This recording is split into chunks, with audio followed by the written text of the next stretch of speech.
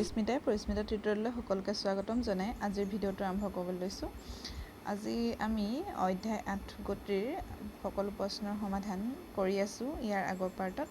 এতিয়া আজি সেকেন্ড পাৰ্টত আমি পেজ নং 109 ইয়াৰ গাণিতিক সমস্যাকেইটা সমাধান কৰিম আৰু অনুশীলনীখিনি সমাধান কৰিম। আৰু তোমালোকে যদি মোৰ চেনেলত নতুনকৈ আছা তেতিয়াহ'লে মোৰ চেনেলটো ছাবস্ক্ৰাইব কৰিবা, লাইক কৰিবা, কমেণ্ট কৰিবা আৰু আগৰ পাৰ্টবিলাক চাবৰ বাবে ডেছক্ৰিপশ্যনৰ লিংক থাকিব, সকলোৱে চাব পাৰিবা। এতিয়া চাওঁ আহা প্ৰশ্নসমূহৰ সমাধান। ছাত্ৰ ছাত্ৰীসকল এতিয়া চোৱা এই প্ৰশ্নটো এখন বাছ ৰৈ থকা অৱস্থানৰ পৰা গতি আৰম্ভ কৰি 0.1 মিটাৰ পাৰ ছেকেণ্ড স্কোৱাৰ ত্বৰণেৰে 2 মিনিট সময় গতি কৰিলে গাড়ীখনে লাভ কৰা দ্ৰুতি আৰু অতিক্ৰম কৰা মুঠ দূৰত্ব উলিওৱা। এতিয়া আমি প্ৰথমে চাওঁ হা কি দিয়া আছে আৰু কি উলিয়াবলৈ দিছে।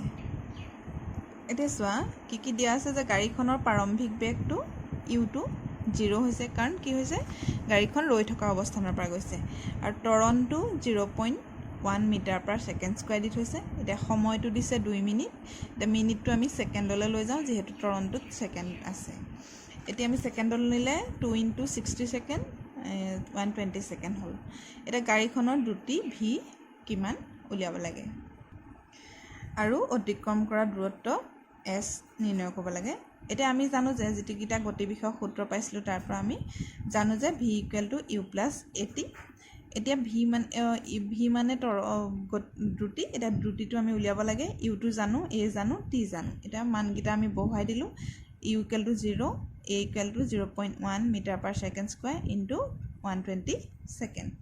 এতিয়া ইয়াৰ ছেকেণ্ড স্কোৱাৰ এটা কাটিলে তেতিয়া কি হ'ব, এটা ছেকেণ্ড থাকিলে আৰু ওপৰত মিটাৰ থাকিলে আৰু পূৰণ কৰিলে 12 × 120 × 0.1 মিটাৰ, তেতিয়া কি হ'ব 12 মিটাৰ পাৰ ছেকেণ্ড। এতিয়া আমি দ্ৰুতিটো পালোঁ 12.1 মিটাৰ পাৰ ছেকেণ্ড।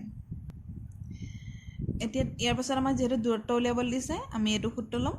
এতিয়া ইয়াত কি v² = u² + twice as বা এইটো আমি বেলেগ ধৰণেও লিখিব পাৰোঁ। এতিয়া v² - u² = twice as তাৰ পৰাও ল'ব পাৰোঁ, সেইটো লিখি ল'ব। এতিয়া আমাক উলিয়াব দিছে দূৰত্ব, যিহেতু ইয়াৰ পৰা বহুৱাই দিলেই হ'ব মানখিনি।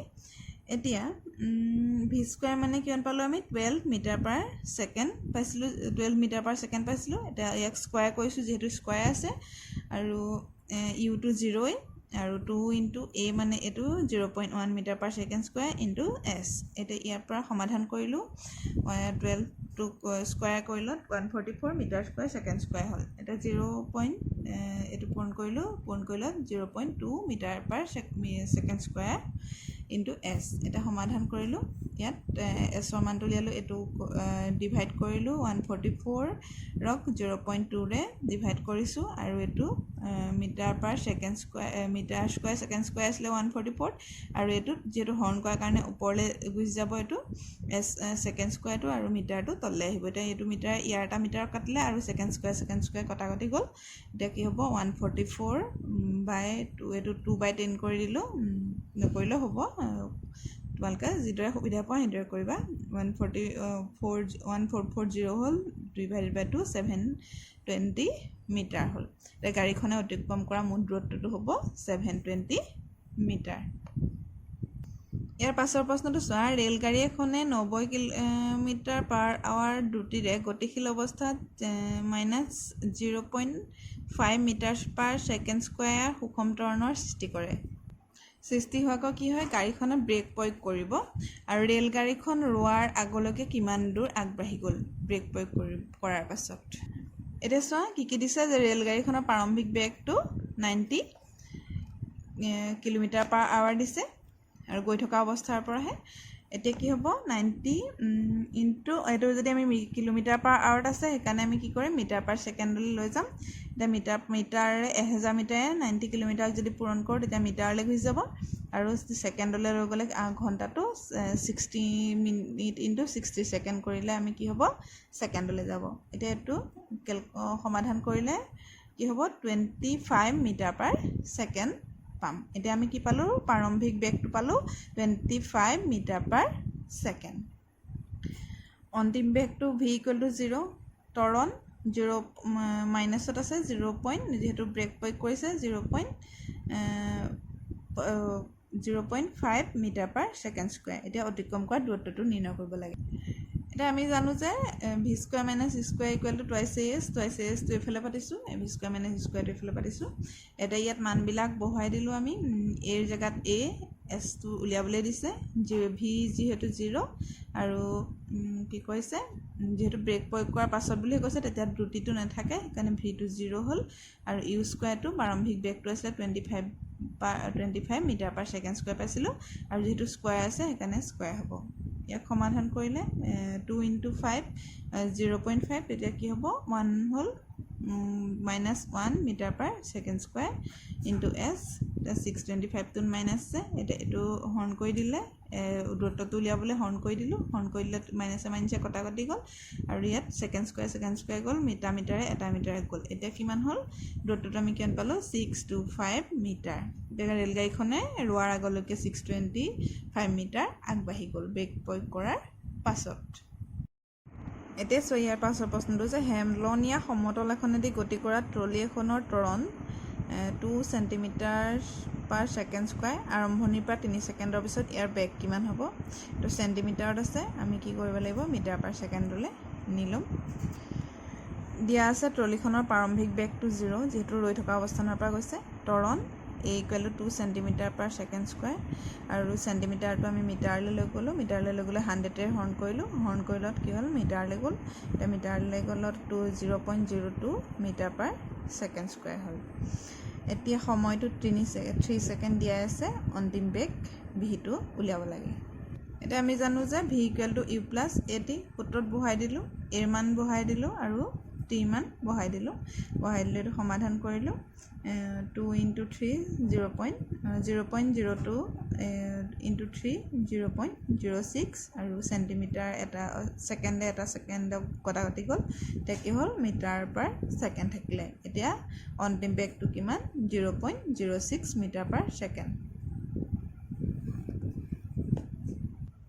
এতিয়া 4 নম্বৰ প্ৰশ্নটো চোৱা যে বেগৰ প্ৰতিযোগিতাত ভাগ লোৱা গাড়ী এখনৰ সুষম ত্বৰণৰ মান 4 মিটাৰ পাৰ ছেকেণ্ড স্কুৱেৰ, আৰম্ভণিৰ পৰা 10 ছেকেণ্ডৰ পিছতে কিমান দূৰ অতিক্ৰম কৰিব, আমাৰ দূৰত্বটো উলিয়াবলৈ দিছে। এতিয়া চোৱা দিয়া আছে গাড়ীখনৰ প্ৰাৰম্ভিক বেগটো ইউটো 0 আৰু ত্বৰণটো 4 মিটাৰ পাৰ ছেকেণ্ড স্কুৱেৰ, সময়টো দি থৈছে 10 ছেকেণ্ড, আৰু অতিক্ৰম কৰা দূৰত্ব এছটো উলিয়াব লাগে। এতিয়া আমি জানো যে সূত্ৰকেইটা গতি বিষয়ক সূত্ৰ, এইটো কি আছিলে U T plus half A T square S equal to, আৰু দূৰত্ব ইকুৱেল টু তাৰমানে এতিয়া কি হৈছে প্ৰাৰম্ভিক বেগটো যিহেতু 0 আছিলে, যিহেতু 0 হ'ল, এইটো ৰাশি মান 0 হ'ল। এতিয়া কি হ'ব হাফ ইনটু এ মানে 4 মিটাৰ পাৰ ছেকেণ্ড স্কুৱেৰ, আৰু টি মানে 10 ছেকেণ্ড স্কুৱেৰ হ'ব, যিহেতু টি স্কুৱেৰ। এতিয়া কটাকটি কৰিলোঁ, 2ৰে 4ক কাটিলোঁ, 2 হ'ল, 2 মিটাৰ পাৰ ছেকেণ্ড স্কুৱেৰ হ'ল, আৰু 10 স্কুৱেৰ মানে 100 ছেকেণ্ড স্কুৱেৰ কটাকটি গ'ল। এতিয়া কি হৈ থাকিলে 200 মিটাৰ, গাড়ীখনে অতিক্ৰম কৰা দূৰত্বটো কি হ'ব 200 মিটাৰ। ইয়াৰ পাছৰ প্ৰশ্নটো চোৱা শিল এটা 5 মিটাৰ পাৰ ছেকেণ্ড বেগেৰে উলম্বভাৱে ওপৰলৈ দলিওৱা হৈছে, যদি শিলটোৰ গতিৰ সময়ত ত্বৰণ তললৈ 10 মিটাৰ পাৰ ছেকেণ্ড স্কুৱেৰ হয় বা 10 metre per second to inverse বুলি কয় হয়, তেন্তে শিলগুটিটোৰ কিমান উচ্চতালৈ উঠিব আৰু সেই উচ্চতা উঠিবলৈ সি কিমান সময় ল'ব। উচ্চতাটো এছটো উলিয়াব লাগিব, আৰু দূৰত্বটো উলিয়াব লাগিব, আৰু সময়টো উলিয়াব লাগিব, আৰু ত্বৰণটো তললৈ হৈছে সেইকাৰণে এইটো কি হ'ব মাইনাছত হ'ব, মন্থৰণ হ'ব। এতিয়া চোৱা কি দিয়া আছে যে শিলগুটিটোৰ প্ৰাৰম্ভিক বেগটো দিছে u equal to 5 metre per second, আৰু অন্তিম বেগ ভি ইকুৱেল টু 0, আৰু ত্বৰণ a equal to -10 metre per second square, আৰু উচ্চতাটো উলিয়াব লাগে আৰু সময়টো উলিয়াব লাগে। এতিয়া আমি জানো যে V equal to U plus A T, এইটো সূত্ৰটো আমি জানো, ভি ইকুৱেল টু যিহেতু 0, আৰু u equal to 5 metre per second, আৰু a equal to -10 metre per second square, আৰু ইনটু টিটো উলিয়াব লাগে। ইয়াৰ পৰা আমি টিটো উলিয়াম, এইটো সমাধান কৰিলোঁ, সমাধান কৰি লত এইটো বাওঁ পক্ষলৈ লৈ আহিলোঁ, মাইনাছটো নাইকিয়া হৈ গ'ল, প্লাছ হৈ গ'ল আৰু এইটো বাওঁ সোঁপক্ষতে থাকিলে আৰু এইটো টিটো উলিয়াবলৈ আমি এইটো বাওঁ পক্ষলৈ নিলোঁ। নিলত কি হ'ল কটাকটি কৰিলোঁ, ছেকেণ্ড স্কুৱেৰ গ'ল, এটা ছেকেণ্ড থাকিলে মিটাৰ গ'ল, এটা মিটাৰ মানে মিটাৰ থাকে। এতিয়া সময়টো যিহেতু উলিয়াবলৈ দিছে 5 3 কাটিলে 1/2 হ'ল, 1/2 মানে 0.5 ছেকেণ্ড। এতিয়া আৰু টুৱাইচ AS = v² - u², এইটো সূত্ৰ, এইকেইটা গতি বিষয়ক সূত্ৰকেইটা তোমালোকে মনত ৰাখিবা আৰু যিহেতু খটুৱাই থাকিব লাগিব যিকোনো অংকত। এতিয়া a মান এই ঠাইত বহালোঁ আৰু v মান 0, u মান বহালোঁ 5 m/s²। এতিয়া সমাধান কৰিলোঁ আমি, সমাধান কৰিলোঁ 2 × -10 20 m/s² হ'ল আৰু ইনটু দূৰত্ব যে ভিটো যিহেতু 0 আছিলে, u2 5² মানে 25 m/s² হ'ল। এতিয়া দূৰত্ব ইকুৱেলটো এটা ডিভাইড কৰি দিলোঁ, বাওঁ পক্ষৰ পৰা সোঁ পক্ষলৈ আনিলোঁ, ডিভাইড কৰিলত কি হ'ল 25 m/s² হ'ল 20 m/s² আছিলে, ছেকেণ্ড কটাকটি গ'ল।